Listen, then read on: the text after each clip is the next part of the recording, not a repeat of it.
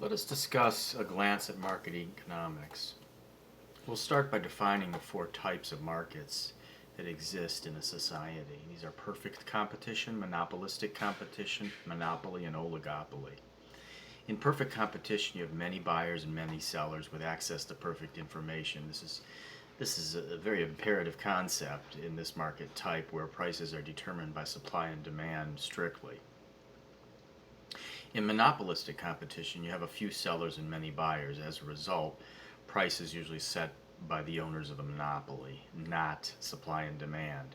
There is some price competition if the entities in monopolistic competition are able to differentiate their products and services. However, price collusion is more plausible in this type of market.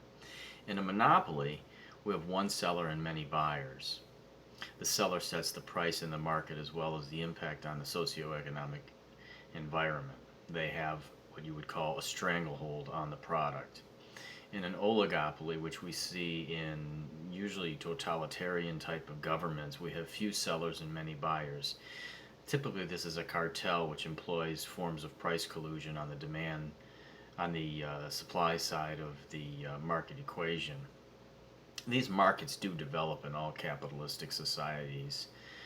The underlying theme of this entire video is in part based on the multiplier principle, expanding tax base and reducing all types of taxes in the United States.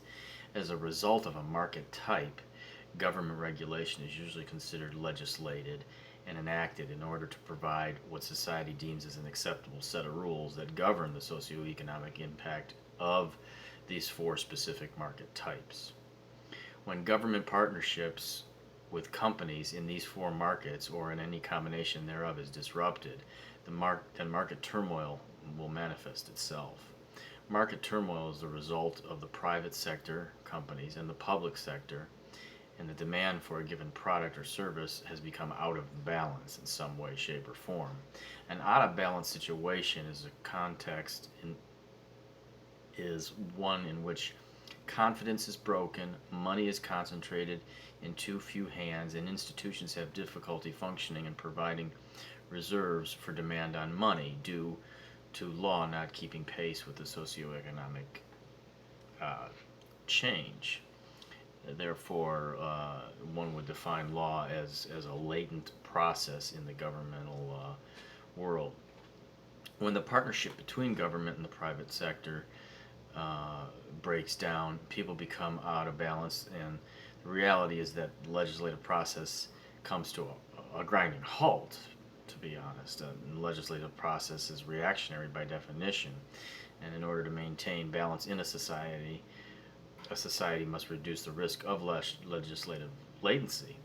And this seems to be the crux of most of the cycles, such as depressions and recessions, that we do experience in the United States.